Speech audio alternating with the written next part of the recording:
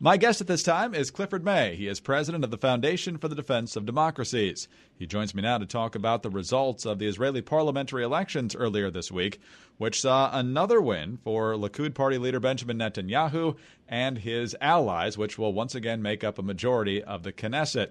Assuming he's still in power a few months from now, he will set the record for the longest-serving prime minister in the history of modern Israel. So what's the message from Israeli voters, and what does the near future look like politically there as well? That's what we'll discuss for the next few minutes. And Cliff, thanks so much for being with us. Good to be with you, Greg. Well, for the second consecutive election, there was a lot of wonder as to whether or not Benjamin Netanyahu would survive. I think the previous election was probably a bigger surprise that he won, but this blue and white party matched Likud pretty much seat for seat, but the coalition was bigger for Likud, so Netanyahu survives. But what's the overall message from Israeli voters as far as you can tell? The overall message from Israeli voters is that they want to stay the course, or to switch analogies, they're not going to switch horses midstream. Netanyahu has, for a decade, provided security and prosperity. He gets a lot of high marks for both, and we can discuss how. And they're not about to change. Now, I would say the Blue and White Party, which is a brand new party, under particularly Benny Gantz, who is a retired general and IDF chief of staff, did well. It got 35 seats out of the 120 in the Knesset, and 35 is exactly what the Likud got.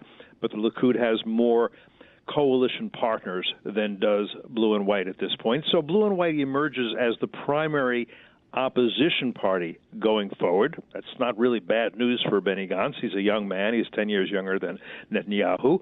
In a multi-party system, there are something like, 38, 39 parties, most of which do not make it over the finish line to get into the Knesset. But of the dozen or so who do, clearly Blue and White is the leader, and now it's a matter of coalitions. And the other thing I would just point out is that Blue and White did well in part by robbing, if you will, the more left-wing parties of voters.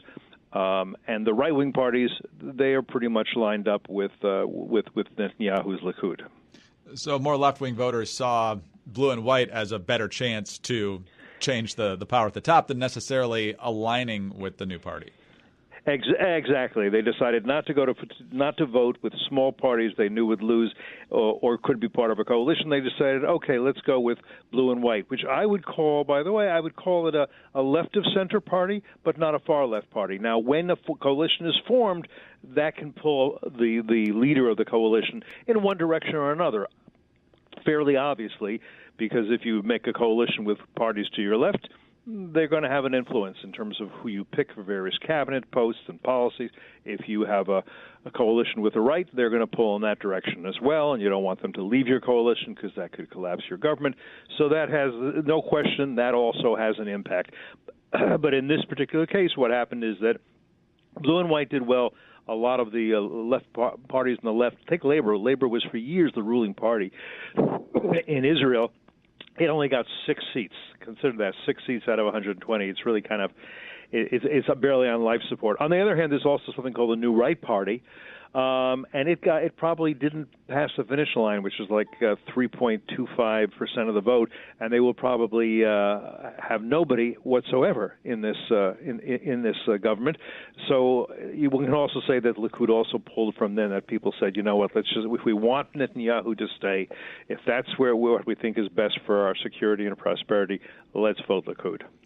Let's get back to the point you made before, that for a decade, a big chunk of Israelis believe that Benjamin Netanyahu has provided an economy and national security that they appreciate. How has he done that?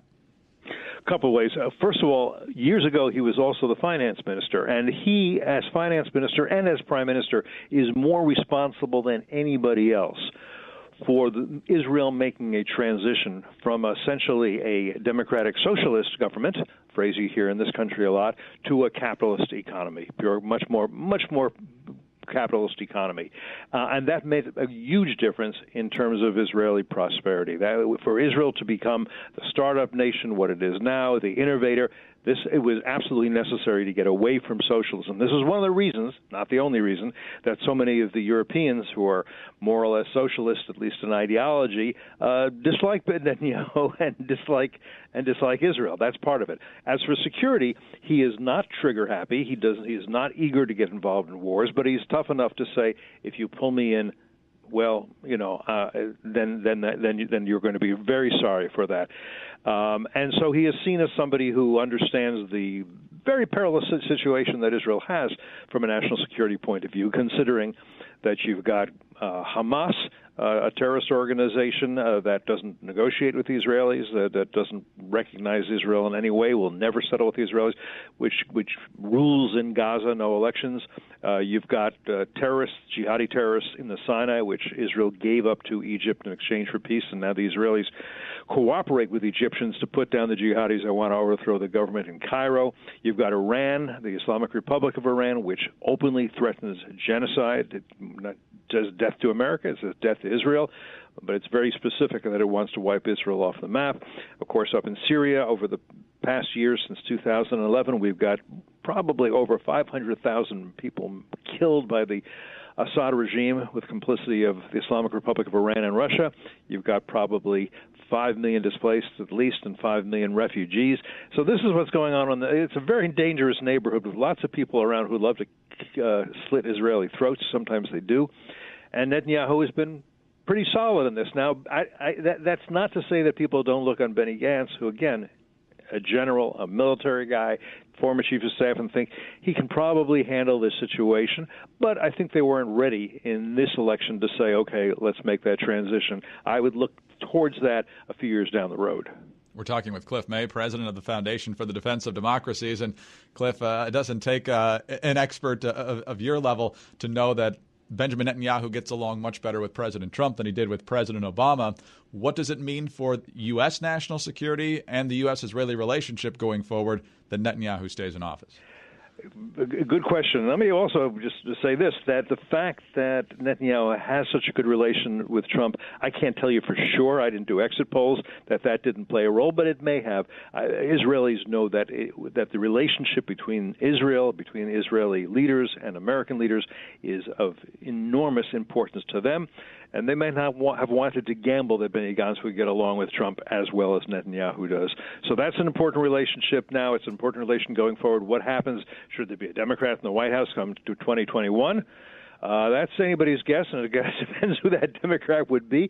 There are not a lot of Democrats right now who are cordial towards Netanyahu, I would say. Certainly not the progressive wing, which is the more vocal wing of the Democratic Party. They don't like Netanyahu. Take a look at the Washington Post today. You've got two pieces.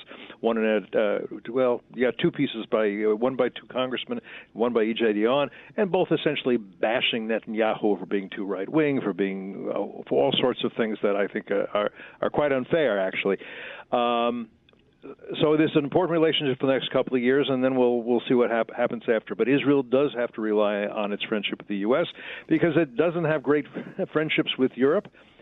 Though, and again, Netanyahu gets credit for this, Israel is decreasingly isolated in the world. The Gulf Arab countries, I visited them not too long ago, a bunch of them, they're remarkably cordial towards Israel. And the Saudis are in a way as well. Why?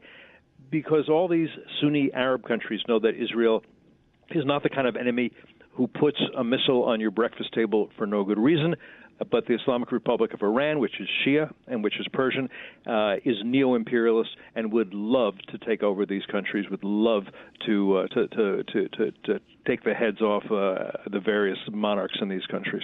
Last question, Cliff. I'm sure President Trump is quite confident he'll be president for another 4 years come 2020. But just in case, what should be his top priorities over the next year and 9 months, I guess, while he and Netanyahu are still partnering here? There are many priorities he should have. Obviously, it's important for President Trump that the economy continues to do well, as it certainly has been doing since he has been president, better than a lot of people thought possible. He has made immigration an important issue. I don't think he succeeded as well as he might have, but that also gives him the opportunity to take that issue into the elections.